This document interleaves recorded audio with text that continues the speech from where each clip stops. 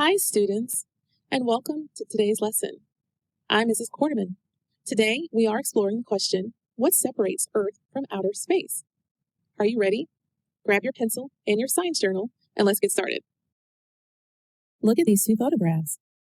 Let's call this one Figure 1 and this one Figure 2.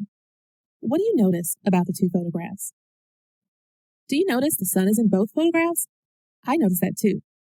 But in Figure 1, the sun is surrounded by blue. In Figure 2, the sun is surrounded by black. What else do you notice? Do you also notice the puffy white clouds in both photographs? They look a bit different in Figure 2. Why do you think that is? Figure 1 is taken from the Earth's perspective, but Figure 2 is taken from the space perspective. Do you think that is why we can see hills, trees, and grass in Figure 1, but not in Figure 2? I think so. Figure 2 was taken from the International Space Station, a research station that orbits Earth. When one object in space moves around a second object in space in a regular path, we say the first object orbits the second object. The International Space Station orbits Earth about 250 miles above Earth's surface. Hey, I think we know enough to create a scientific definition of the word orbit. An orbit occurs when an object in space moves around another object in space in a regular path. Every year, the Earth completes one orbit of the Sun. How does a photograph of the Sun and Earth from the International Space Station support our space view model? Well, the International Space Station orbits Earth outside in outer space, beyond Earth's atmosphere. Because this photograph was taken from the International Space Station, it's a photograph of outer space. And look, in the photograph, the Sun is far away from Earth, outside Earth's atmosphere. So the Sun must also be in outer space, right? This photograph shows us that the Sun and Earth are two separate objects in space, just like we drew in our model. That makes me wonder, how does a photograph of the Sun from the International Space Station compare with what we see from Earth? I notice that the Sun is really bright, both from Earth and from outer space, but the Sun isn't surrounded by blue sky in Figure 2. The space around the Sun is black. Why do you think that is? Let's continue to investigate what separates Earth from outer space.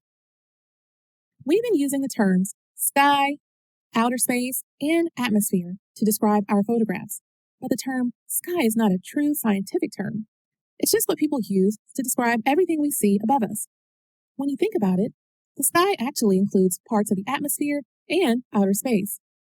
Remember, the atmosphere is all of the gases that make up the air on Earth. Where can outer space and the atmosphere be seen in the two photographs? Point to where they are and circle them on your screen with your finger. I know outer space is the black area that we see in Figure 2, but I don't think we can see outer space in Figure 1. Do you? But we can see the atmosphere in Figure 1, right? It's blue, and there are white clouds. I don't think we can see anything beyond Earth's atmosphere in Figure 1. But wait a minute, where does outer space begin? Outer space is everything beyond Earth's atmosphere. So we can say outer space begins where Earth's atmosphere ends. But instead of calling it outer space, why don't we just call it space? Differentiating between atmosphere and outer space can be tricky. So let's do an activity to help us. We will make analogies. An analogy is a comparison of two things that don't seem to be alike at all. We use analogies to help us understand one of those things better. I'll start the analogy for you, and you can fill in the blanks. Here's our first analogy. If Earth were the yolk of an egg, the atmosphere would be... The atmosphere is all the gases that make up the air on Earth, so I think the atmosphere would be the egg, white, and shell. Do you agree? That means outer space would be... If you said everything outside the egg shell, you're right. Let's make another analogy. We'll use an orange this time. Take a moment to consider which part should represent the atmosphere and which part should represent outer space.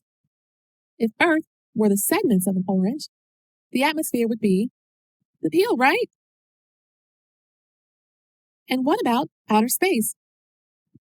Outer space would be everything outside the peel. The atmosphere is like an orange peel because it surrounds the spherical orange like the atmosphere surrounds Earth. Space is everything outside the orange peel. What a fun activity.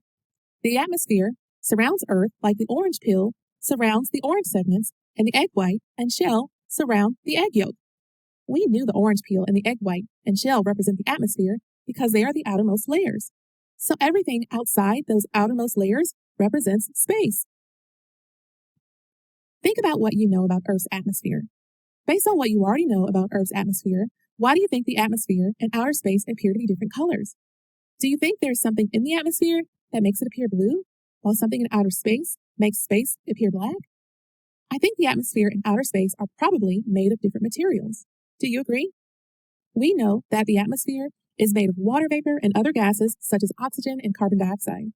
Outer space must not have these exact components, or else it will look the same as Earth's atmosphere. Let's observe a demonstration that will help us better understand why Earth's atmosphere and outer space look different. We will observe light scattering bins. One will be filled with water, the other will be filled with water mixed with milk. We will shine a flashlight through the liquid in each bin and observe what happens to the light. One of your tasks at the end of this lesson will be to make observations about these bins. So let's look more closely at each one. Take a moment to observe the bin filled with water. I notice that we can see right through the water. Did you notice that too? I think that's because the water is clear, don't you? Did you notice that the light shines brightly right through the water? The flashlight is on one side of the bin, and you can see the light all the way on the other side of the bin. Let's look at another bin. Hey, I notice a difference already. Can you see through the liquid? I can't. I notice that the liquid is not clear. It looks cloudy. And look, the light doesn't shine all the way to the other side of the bin, but it sort of lights up a lot of the liquid, right? I wonder how our observations of the two bins could help us explain the differences between the atmosphere and outer space. Hold on to your ideas, because we will continue this investigation in our next lesson. Let's review your tasks for today. First, complete the comparison chart. Second, record observations of light in each bin. Hi students, and welcome to today's lesson. I'm Mr. Hunter. Today, we will investigate the question, what separates Earth from outer space? Are you ready? Grab your pencil and your science journal, and let's get started. In our last lesson, we began to explore the differences between Earth's atmosphere and outer space. We wondered why the Earth's atmosphere looks blue, whereas outer space looks black. To try to figure out why Earth's atmosphere and outer space looks different, we observed two different bins of liquid. How are the two bins similar to the two photographs of the sun? Well, in both bins, we see the flashlight shining, just like we see the sun shining, both from Earth and from space. But hey, I noticed something else. Just like the sun in the two photographs, the light from the flashlight is surrounded by a different color in each bin. In one bin, the light is surrounded by clear water. In the other, it is surrounded by bright white liquid. Look carefully at both of these bins. Which bin better represents the way we see Earth's atmosphere? Go ahead and point to the bin you think looks more like Earth's atmosphere. Are you pointing to this bin with water and milk? The bin with water and milk looks more like our atmosphere because the whole bin is lit up, similar to the way the sky is brightly lit up during daytime. The flashlight makes the liquid in this bin look like it is glowing. I think the sun makes Earth's atmosphere look like it's glowing too. The differences in the way the bins appear make me wonder about the path that light takes once it enters each bin. Let's observe and compare light's path in each bin. What do you think happens to light once it enters each bin? I think light goes straight through the bin of water, but light spreads out more once it enters the bin of milk and water. Do you agree? The light follows a different path in each bin. Light spreads, causing the mixture of milk and water to glow. Scientists call this effect light scattering. Light scatters when it runs into particles that redirect it from its path, sending light in random directions. What do you think causes the light to scatter? Only one variable is different between the two bins. Do you know which variable? One bin has milk, so the light scattering in this bin must have something to do with the milk. Great thinking. The milk makes the liquid in the bin look more cloudy, and I think that's why light spreads out as it travels through the liquid. Now let's go back again to the photographs of the sun. How do your observations of the two bins help explain the differences between the atmosphere and outer space? Well, the light from the sun must scatter in Earth's atmosphere. We know that the atmosphere is made up of water vapor and other gases. When sunlight hits gas particles in our atmosphere, the sunlight changes directions and spreads out, making the atmosphere glow. Now that we know why the atmosphere appears the way it does, I wonder about outer space. Outer space must not have the same components as Earth's atmosphere, or else it would look the same as Earth's atmosphere. I wonder, what is outer space made of? Let's read an excerpt from an article to see whether we can answer this question. The excerpt is from an article titled, "What is Space?" It was written by the European Space Agency. As you listen, pay attention to any clues we could use to answer the question, what is outer space made of? As part of one of your tasks after today's lesson, you will record information from the article. Let's read. In space, no one can hear you scream. This is because there is no air in space. It is a vacuum. Sound waves cannot travel through a vacuum. Did you hear anything that can help us answer our question, what is outer space made of? Did you notice the article says that there is no air in space and that space is a vacuum? Can you start to answer the questions yet? Let's keep reading. Outer space begins about 100 kilometers above the Earth, where the shell of air around our planet disappears. With no air to scatter sunlight and produce a blue sky, space appears as a black blanket dotted with stars. What does this part of the article help us to understand about outer space? Did you notice the article says that space appears black because there is no air to scatter sunlight? So the atmosphere and outer space look different.